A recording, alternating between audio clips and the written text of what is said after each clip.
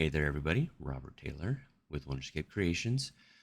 Now showing off a little bit more of the generational aspects of things. So here we are again with a clean map. Nothing's here. And if you go into the Wonderscape Creations height maps, stamps, and then height maps again, you have in the basic section 2K, 4K, and 8K versions of each of the stamps of each of the textures I provide. This is a near 4K map, so 4K and 2K will work great. 8K you'll have a lot of lost resolution, but you would still get a somewhat different shape in the more extreme portions of the landscape. So it's really up to you which you choose to use. So I'm going to go ahead and I'm going to choose an island shape because I'm going to stick with the island stuff. And I have here this base shape 12. I place that in here and I hit generate foundation.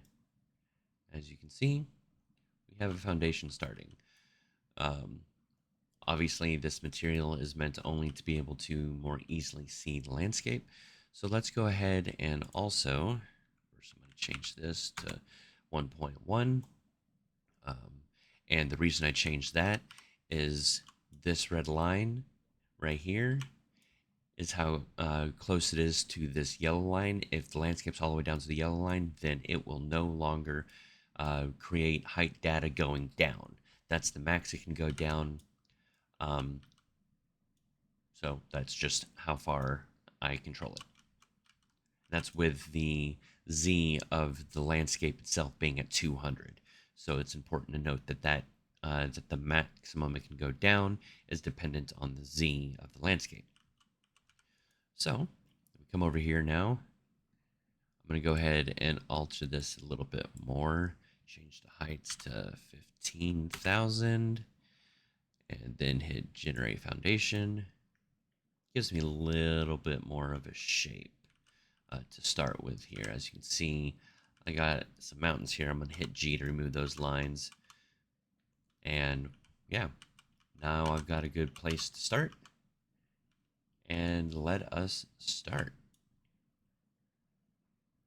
So if I quickly, just super quickly, come over here to PCG, Blueprints, Landscape, I have this stamp spawn spline.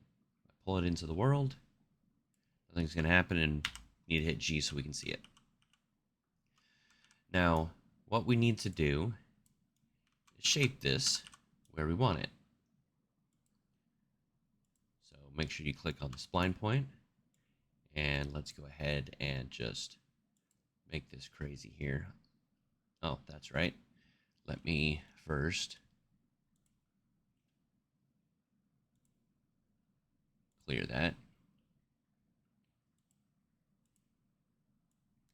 I'm going to go ahead and just set this up like this.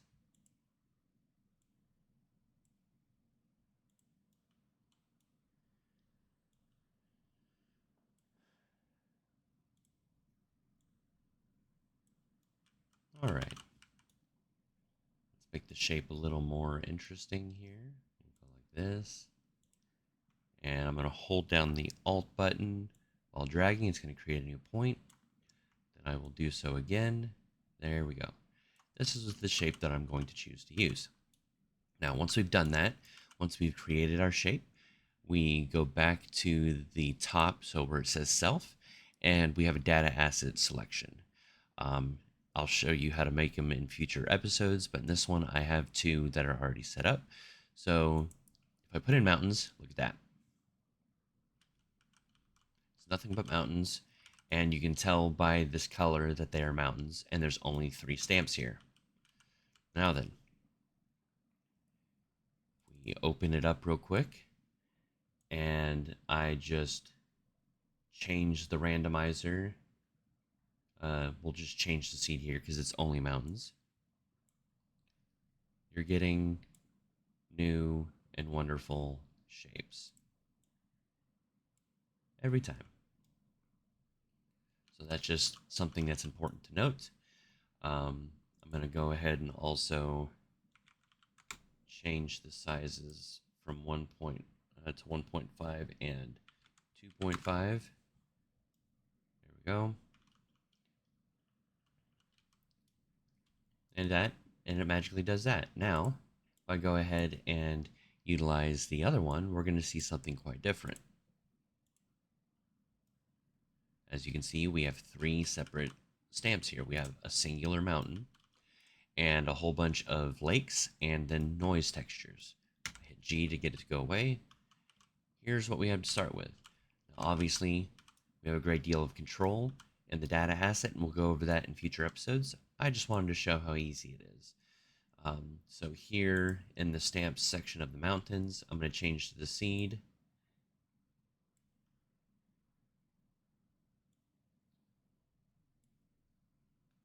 I'm going to need to actually now come to the generator, now that I remember,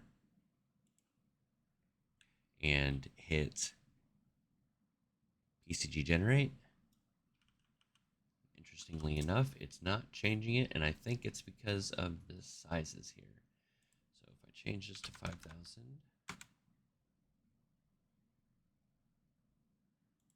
let's just clean the PCG, generate, and we have something slightly different.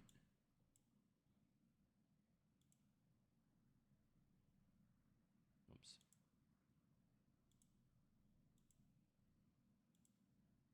It's keeping everything the same. 1 second. All right, silly me. It's because I had the mountains one still opened up.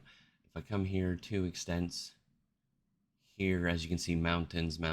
So let's minimize that. We don't need to see it twice at the moment.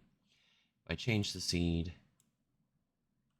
it changes the whole thing here, but that's deceptive because for the noise and lakes, nothing has changed. It just only places dependent on where the mountains go. Likewise, I just hit Z here. This way we can see something different. If I come here to the noise, change the seed, we have that shape changing. And now if I hit randomizer, it's going to change all of the indexes. So that is how this whole tool works. In the next one, I'll go more over the data assets, and then I will teach you guys how to export your this height map so that you can utilize it in your own level. See you in the next episode.